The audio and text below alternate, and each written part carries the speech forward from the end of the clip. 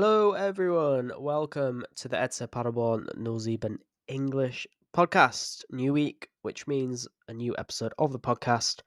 And yes, we should mention that the transfer window has fully closed now.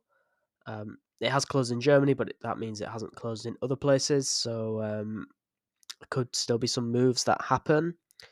Um, but we'll get to those in a second. The other thing is, I understand the podcast is earlier than usual this week. Reason being is because we play on Saturdays, Samstag against Ulm, which for every single episode I've recorded the podcast so far, we've played a Sunday game. Um, so generally just wanting to get the podcast out a little bit earlier to give people more time to listen. The exception will be next week for the match against Munster, which is Friday. It's pretty much impossible for me to get the podcast out on a Tuesday, so it'll have to be Wednesday, unfortunately. But look, we don't play that many Friday games, so it's kind of a rare occasion. And then the week after that is the Topspiel against Hanover, so that will be out on a Wednesday as well. So yeah, the next few weeks of podcasts will be Wednesday. But as usual, you can follow me on social media and everything like that to be informed when it will be. But unless there's any sort of things that happen, the podcast will be uploaded on Wednesday. Possibly the Hanover game's the exception. I could possibly do that on Tuesday, but look, we'll have to see. There's a lot of different factors surrounding that. But yes, I think we should start with the transfer window for SSV Paderborn and kind of a few moves that have happened since we last spoke. So there's been a few players who have left, well, temporarily and permanently, and a few players who have stayed. But yeah, we haven't done any incoming moves since we last spoke. Manu Riemann was the last and final signing for Paderborn. But yes, just before the game against who did we play? We played against Fürth the weekend.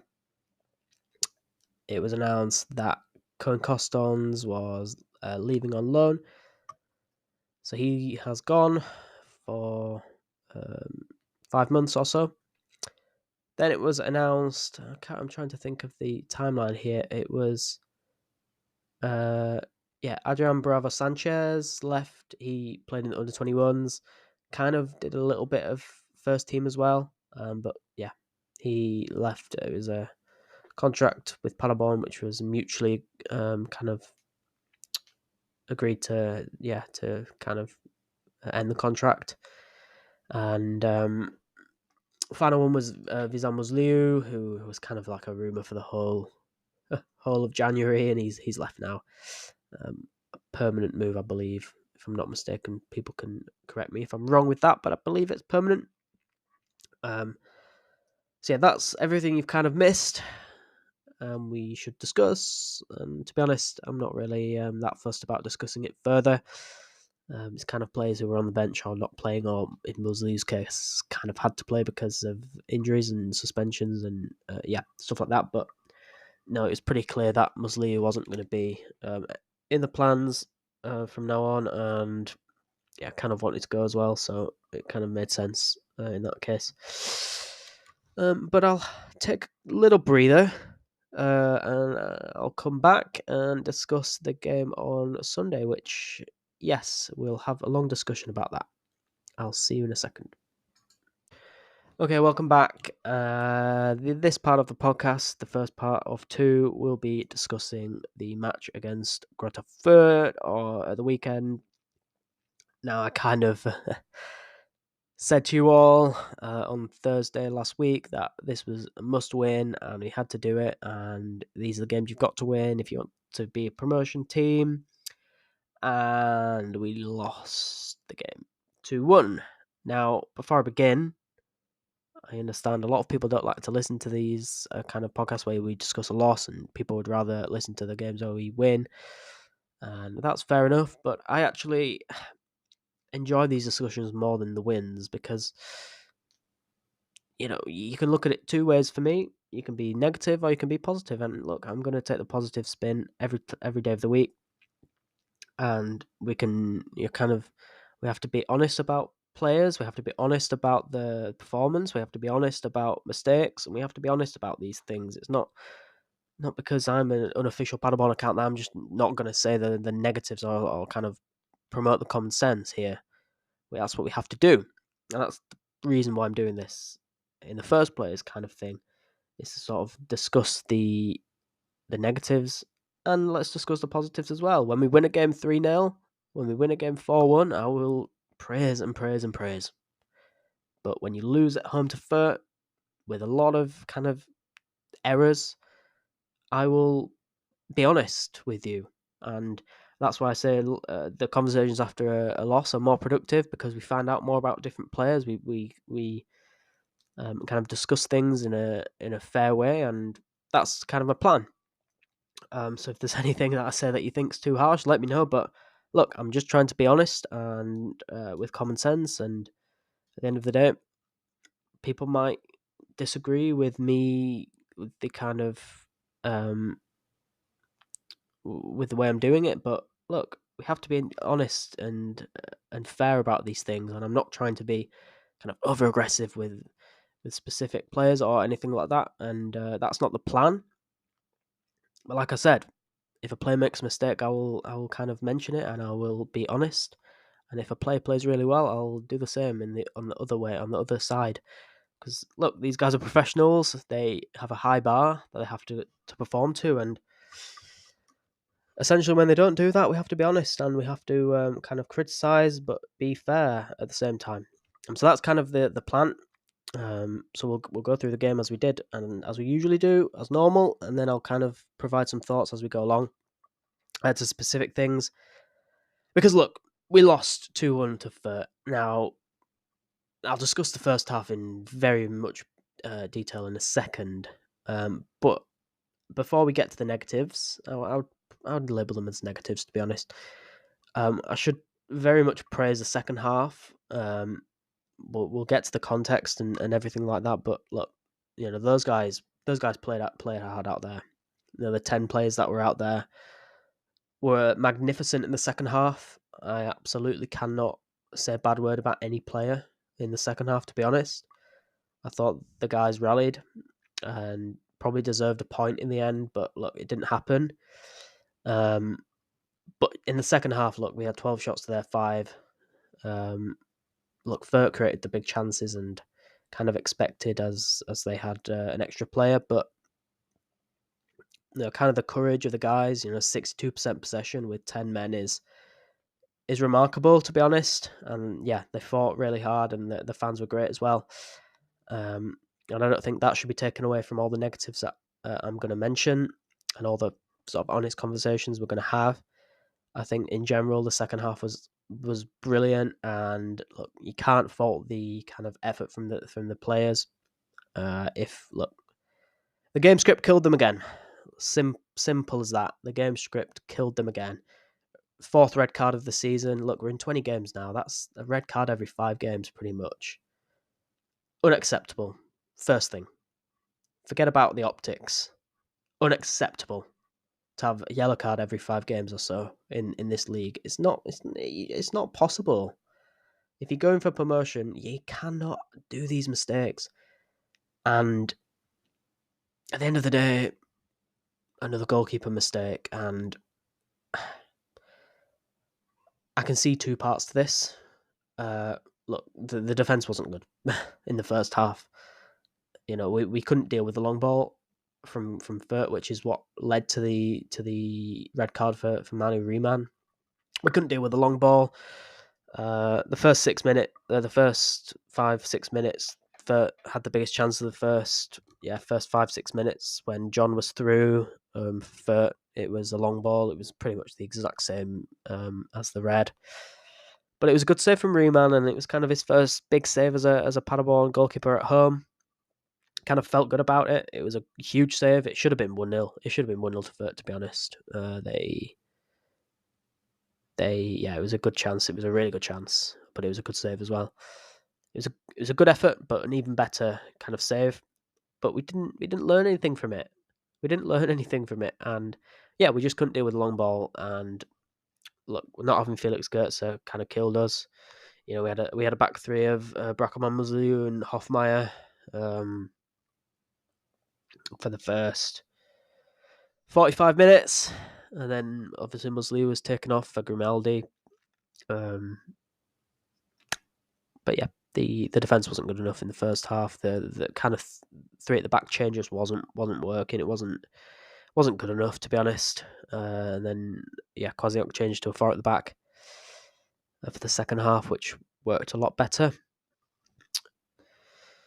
It should be mentioned that we did score a goal in the first 10 minutes, but it was ruled out again. Frustration, possibly. Brackelmann with a good header. It was a good ball in from Aaron Zenta from a free kick, kind of the left-hand side. Good header from Brackelmann. Found its way into the goal. No offside originally from the linesman, but in the end it was given as an offside by VAR. It was really close. Yeah, just not getting the look of the VAR at the moment. What's that? 3 games in a row now with VAR decisions that go against you. Tough. Yeah, what can you do? But that's why it's there.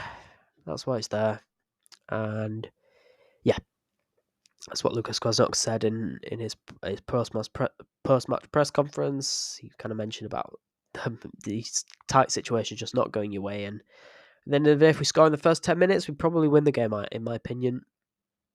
But yeah, that was it's what it is, isn't it? First 15-20 minutes, I thought we were excellent. I thought we were, well, excellent's maybe a strong word in this case, but I thought we were good. I thought we were clearly the better team. You know, Fürth was sitting back quite a lot. I thought we were having kind of half chances. We should have created better chances in the first 20 minutes with the amount of possession we had, and except from the kind of counter-attacks which Fürth were giving us trouble with. They offered nothing. They were very much a team that you could tell were low on confidence and haven't won away from home, you know, since October or whatever it was until Sunday. And then they get a goal from nothing. And to be honest with you, in my preview, I kind of said Fürth were not good at anything, but I was wrong. And I was wrong, very wrong, because they ended up scoring from 2 set pieces in the game, and they are the best set piece team in the league, which I didn't even pick up on when I was doing my previews. That's down to me there. But they found a goal from someone who's probably a Bundesliga level player in Branimir Ogota. Free kick, 20 minutes played. It was kind of one of their first ventures up the pitch. One of their first few ventures up the pitch. And they get a free kick 18 metres away, and Ogota finds the net. And there we go. Deadlock broken. Riemann could have done better, maybe, but I think it was just better kind of shot than goalkeeper error sort of thing. Ogota's a good player. Mentioned it in the preview, but these are the difference makers, and yeah. 1-0. And then disaster, which kind of I've mentioned a little bit.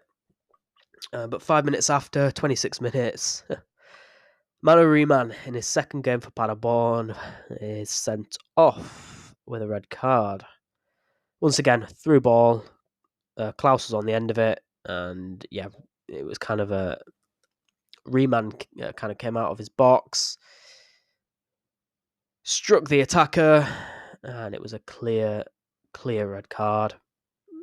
It's kind of, yeah, like I said, there's kind of 2 parts to this. That, look, Riemann saved a goal, you could probably say, but for me, I would rather the goal, I'd rather the 2-0 and 11 plays on the pitch for the last, 75 minutes. Oh, sorry, 65 minutes, if I can get maths right. Yeah, I'd rather 2-0 with 11 men for 65 minutes versus 1-0 with 10 men, your goalkeeper off the pitch, and you are very much against it with 65 minutes left. Now, that doesn't mean, by the way, that Marcus Schubert didn't come in and play really well and made some saves, but didn't do anything wrong. Sort of was there and didn't make a mistake. So well done, Marcus Schubert, who, by the way, is going to be goalkeeper for the next 3 games. Munster and Hannover 96, because Riemann's been suspended for 3 games until what would it be, match day 24, match day 25 that Riemann returns, so he's going to return with 9 games left. So that was good. Marcus Schubert was good, but yeah, Riemann, it was not good enough. Look, the defense wasn't good. The through ball we were being killed by it. Let's be honest, but there was it's poor. You shouldn't strike the goal, the attacker like that, and get a clear red card. For someone with 340 Bundesliga/Zweite Bundesliga games, he's played that many games. You expect better from him, and this is just me being honest. He came in as someone who was like kind of a firefighter goalkeeper. Someone who's been through it all, wouldn't make mistakes, and would be a solid, guy behind, in between the sticks for the last 12, 13 games he was brought in for.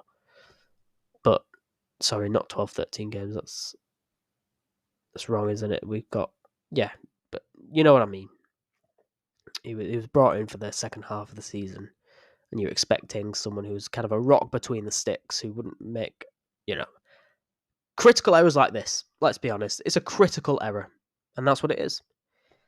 And he's out for 3 games now, and he put us in a terrible position. And luckily, the guys rallied and kind of fought really hard. But if they didn't, there'd be a lot more eyes on Riemann, and it's not good enough. And I'm guessing he knows that, to be honest. And we have to be honest about these things. And you expect better, in a season kind of riddled with these goalkeeper issues. You bring someone in who's 36 years old, who's played 340 games in the second and first division combined, and you shouldn't expect that. But you can't take away from the defense as well. They were allowing this through ball the whole game. Well, sorry, at least the first 30 minutes of the game. So that is something to blame as well. It's not just on Mano Riemann, but yeah, disappointing. And I think we should be honest about that. And I think it's tough. At the end of the day, it's tough. 4 red cards in 20 games now is... Look, you're not going to win promotion doing that. Too many mistakes. That cost you. And that's all I've got to say on that, really. Let's discuss the kind of how the guys did after the red. I actually thought we were really good. Casper Tejo was the unlucky sub for Schubert, by the way. But to be honest, between then and half-time, Fürth only had one real chance that I've written down, which was a John effort from 17 metres who missed the left post. Schubert wasn't getting to it. It was a close chance, but yeah, that was the only chance Fürth had, really, between the red card on 26 minutes and the half-time whistle on 51 minutes, because there were 6 minutes of added time. Hoffmeier was yellow carded, by the way, and Sven Mikkel was also yellow carded in the first half. That was Sven's 5th yellow card, by the way, so he's not going to be available for Ulm, which we'll get to in the second half of the podcast. But yeah, generally, I think the response to the red card, especially the first half, was good. We didn't give up that many opportunities, at least written down anyway. But the next goal was critical for Paderborn, and look, we made a change. We brought Grimaldi on for Muslia. We went 4 at the back, and the next goal was massive. And I'll have a quick break, and then we'll discuss who got that second goal, which it didn't take long to find out. Yeah, welcome back everyone to the SSV Ulm English podcast. We're discussing the rest of the Fürth game in this part of the episode.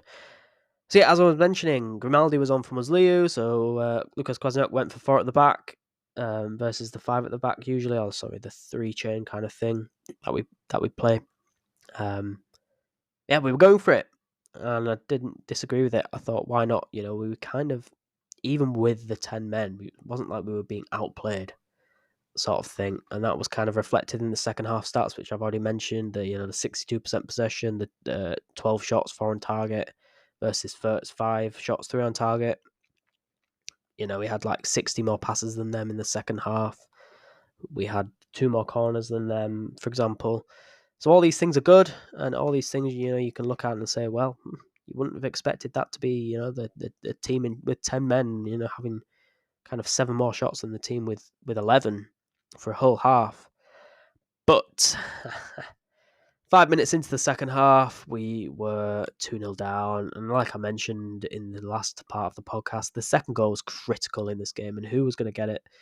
And it needed to be us, kind of thing. It needed to be us, but yeah, we gifted them a goal. Again, another mistake. Our own throw-in, Brackerman was going to kick it long. It was Zenta who threw it in. Brackerman was going to boot it long, and he just kicked it completely wrong, kicked it into the ground, and the ball went out for a corner. And yes, Loosely headed it in from that corner, which made it 2-0. Again, mistakes, but yeah, I don't even want to talk about it. It's just tough. Season's been killed on mistakes. That's pretty much my kind of conclusion here. Just so many mistakes that are happening right now, and it's just tough because you play such a good game at Darmstadt, where you play kind of a perfect game, and the tactical changes were excellent. Everyone was great. We played such a perfect game with no mistakes. Riemann made a man of the match performance. The defense was amazing. Suddenly you lose Felix Goetze and everything kind of falls apart. And yeah, it's just tough because this team is good enough to mount a promotion fight. And I'm not telling you that it's finished and the season's over now. But this was probably our easiest home game left. When you look at the home schedule, and you can look at it for yourself and try and disagree with me, it's not. You probably won't disagree with me that Fürth is the easiest home game left, and we've lost because of 2 mistakes / them being their only thing that they're good at is set pieces, and they score from 2. So their biggest issue, and they were killing us from the throw-ins as well, by the way, which I didn't even mention at all yet. And yeah, that's what Kwasniok said in his press conference. But like I said, I'm not going to dwell on it too much because the second half was great. The guys didn't give up, and we scored on 63 minutes with Grimaldi. We were peppering the goal all second half. Zenta to Grimaldi was some sort of amazing combination, which was working really well. And yeah, that's what happened. That's how the goal came. General peach of a cross from Aaron Zenta, as usual. Grimaldi in the air, tough to defend. That's why he was brought on and scored. Fürth were under pressure after that. You can tell kind of from Fürth's point of view that it was hard for them to win. Like, it was difficult for them to get over the line sort of thing. The confidence was not high on their side, and you could tell that it was a struggle for them to kind of get through the 90 minutes, but they ended up doing it. But it's not like we didn't have many chances. Bilbao had a chance 66 minutes. It was you expect better from him. He scored 6-7 goals for you this season. The effort wasn't good enough in the box. Kind of chances that you look at and look back at and say, well, you could come on, do better than that. There was a penalty shout a minute after Marvin Melem. It was kind of briefly checked from VAR, but once again, we didn't get the decision, which, yeah, we seem to be getting the short end of the stick on VAR at the moment, but that's not the reason why we lost this game, so I can't complain, really. We made a double change after that. 72 minutes, Santiago Castañeda, Luca Herman was on. Luis Engels, who, by the way, made his first start for a few games after his injury. And Melem went off as well. 79 minutes, centre to Grimaldi again. Just missed. Good chance it was. Then final sub from Paderborn was Ilias Anzaron for Philip Bilbia. But general good away performance from Fürth from this point. They were time wasting. They were doing all that they could to get the victory, and we allowed them to do that because we were 2-1 down. But there was one more chance. We had a corner right at the end. Marcus Schubert went up. It was crazy. The ball was moving everywhere. and it fell to Hoffmeyer in the end, but his shot was blocked and cleared away, and that was the game. So yeah, Paderborn were defeated at home to Greuther Fürth. I've kind of mentioned the key moments. Schubert did well when he came on, by the way. He got a 3.0 kicker rating. Grimaldi, 2.5. Zenta was the next best player at 3.0. Even with the mistake, Brackerman was good, by the way. He got a 3.5, which I suppose isn't very good in terms of kicker rating, but compared to the rest of the team, which most guys had 5 or 4, 3.5 wasn't actually that bad. And Riemann was the worst rated player at 5.5, by the way. So, yeah. There's not much to talk about in terms of the Fürth game now. I'll kind of just mention a few of the Kwasniok quotes right now, just to kind of wrap it up. He said, on the VAR in the last 2 games, I think we have the situation that we're supposed to make it 1-0, 1-0, but then because of a handball offside, these goals are taken away. He mentioned our biggest problem was actually in the 11 versus 11, securing the depth. You have the absence of Felix Goetze. Notice didn't deal with Knoll's long balls, which Knoll, by the way, is the goalkeeper. All the throw-ins. On the red card, Manu wants to help, decides, but that's definitely wrong. The goal was just to keep the 0-1 to half-time. On the second goal, we gave the opponent a corner kick from our own throw-in. If you want to have a say in any form, then you can't give your opponents such gifts, which is kind of what I was mentioning. Too many mistakes. But a positive, he said, after the team gave such energy, what passion, really supported by the fans who pushed us forward the whole time, just helped us keep playing forward and going for it. It hurts with the 1-2. There were 2 or 3 situations lying around. Agreed with him mostly on the presser conference. I can't disagree with him on anything there. Too many mistakes, silly red card, giving them a goal. Simply brilliance from Hogota, which fair enough, but at the end of the day, you know their issue is kind of their strength. Sorry, is set pieces, and we didn't deal with it. So yeah, that's football, and we have to go again. There's still a lot of football left, but I was proud of the guys for the efforts in the second half. But again, you just cannot have all these mistakes. They add up and add up and add up and add up, and that's what's happening right now. And yes, I will take another break, another breather, and then we'll get on to a short preview of Ulm, the next game on Saturday. I hope that conversation was good. I hope people kind of thought it was fair and balanced. As I mentioned previously, that I don't want to be crazy and sort of be so critical about players. We have to be honest in these situations, and these are professionals who, look, we're kind of in a promotion fight. Let's say that the team is good enough to be in one, and I'm kind of discussing the game as that. So, yeah, hope that was fair. And look, at the end of the day, I enjoy these conversations because I think they're very productive. But look, if we can win every single game from now on, I think I'll be pretty happy with that as well. So yeah, we'll have a quick break now, and I'll get on to the preview of Ulm in a minute. Okay, welcome back to the ETSA Paderborn News Even English podcast. Final part of the podcast today is just a short preview on this weekend's game as we move on to another game as they keep coming around. So we're in Ulm on Saturday the 8th of February. It's 1 o'clock kickoff in Ulm, which means it's a 12 o'clock kickoff in the UK and a 7 o'clock kickoff in Eastern America, 4 o'clock kickoff in Western America, 4 a.m. Imagine getting up for that. Ulm versus Paderborn.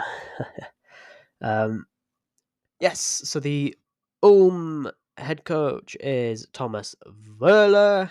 He has been Ulm coach since July 2021. He's got a contract until 2027.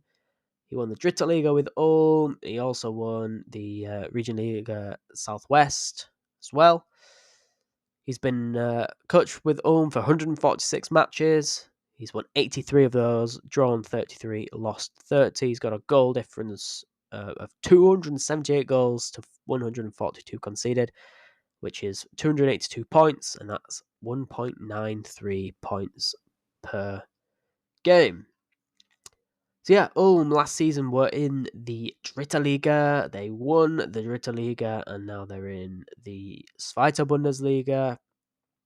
Kind of looking at form, Ulm have drawn 2 of the last 5. They've won 1 of the last 5, and they've lost 2 of the last 5. So it's kind of a balanced sheet at the moment for Ulm. But in terms of the table, they're very much fighting relegation, as was expected, to be honest, with a team like Ulm and kind of getting promoted. But they're 16th at the moment with 17 points after 20 games. They're 2 points ahead of Braunschweig in 17th, and then 3 points ahead of Jan Regensburg, who they beat 5-1 in the last in recent times. I think it was 26th of January they beat Regensburg. That was a huge win for them. They lost the last game against Düsseldorf away from home, but it was a spirited 3-2 defeat for Ulm. And of course, the last game against Paderborn was a draw as well. If you remember, that game was 0-0. Remember, in Paderborn, where we had so many chances and just I think it was Costons with the miss right at the end. But Ulm are a very, very difficult team to break down.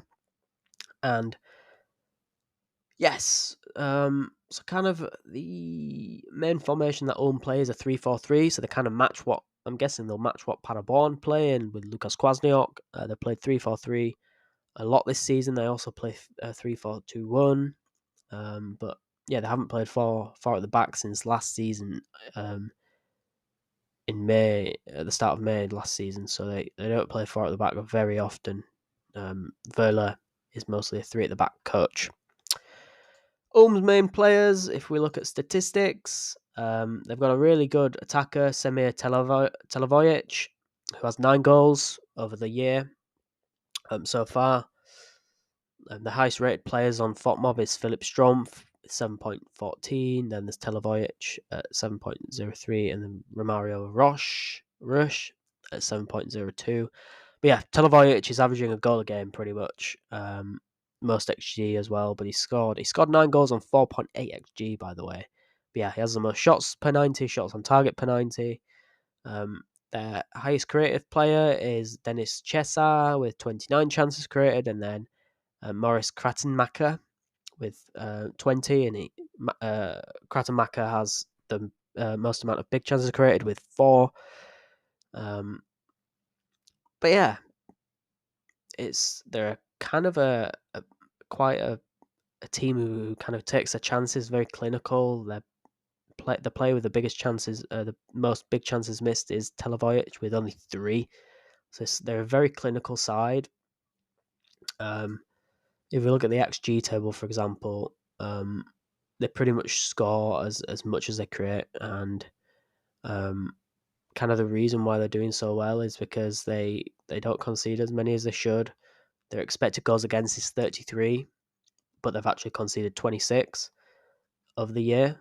So yeah, very clinical team who kind of take the chances and don't give up as many goals as they should. So that's kind of Ulm. Now, if I look very quickly at the kind of team rankings and see where they are in certain things now. Yeah, like I mentioned, they're third in goals conceded per match. They only concede 1.3 goals per game, even though their XG, they should have conceded 7 more than they actually have. But they are 9th in clean sheets with 4, so they're kind of middle of the pack there. But yeah, they're very much mid-table in most things. XG, they're 16th. Shots on target per match, 13th. Big chances, 17th. But they have the least amount of big chances missed, as I mentioned, only the 18th, so the bottom of the table in a good way. In that sense, I suppose. They are second in penalties awarded, by the way. They've got the 5th. They've got 5 penalties awarded, which is second to Fortuna Düsseldorf. But yeah, defensively is where they are very good, or where they are, I guess you could say, their best strength. For example, saves per match, they're 4th best in the league. Sorry, 3rd best in the league. 2.7 saves per match, which means their goalkeeper isn't having to make that many saves.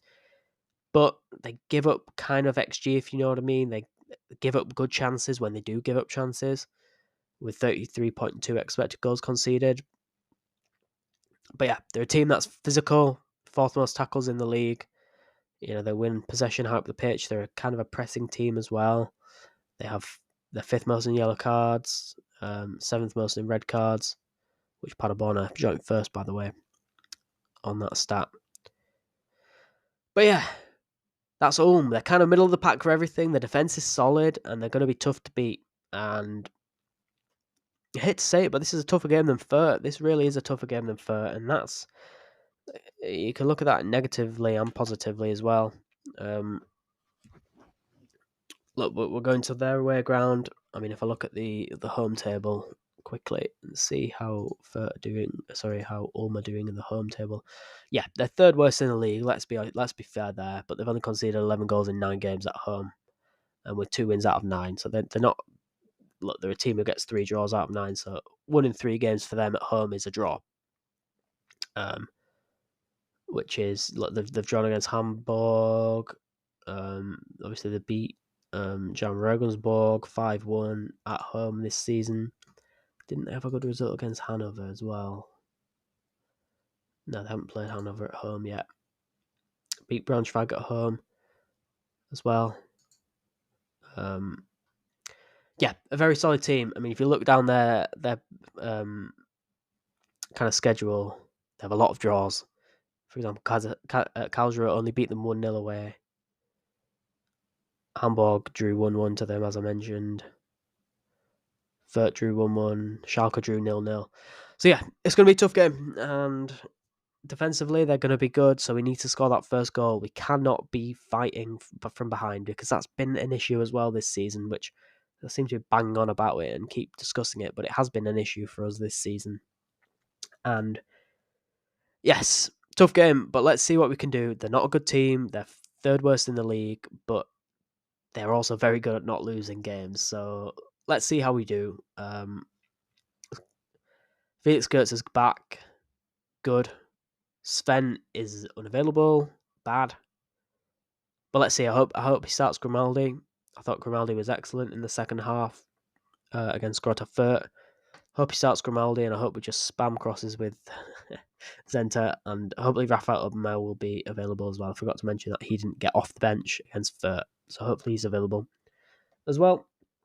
But yeah, I think that'll do it. I've spoken for long enough in today's episode, and I've been very honest. And yes, let's hope Paderborn can get a victory and keep kind of ahead in the game here in this promotion race. They're currently 7th with 31 points. 6 points off Köln now, top of the league. 4 points off Hamburg and Magdeburg, who are 2nd and 3rd right now. But yeah, 1 win in 6 games for Paderborn. We need to start racking up the victories. Ulm and Munster.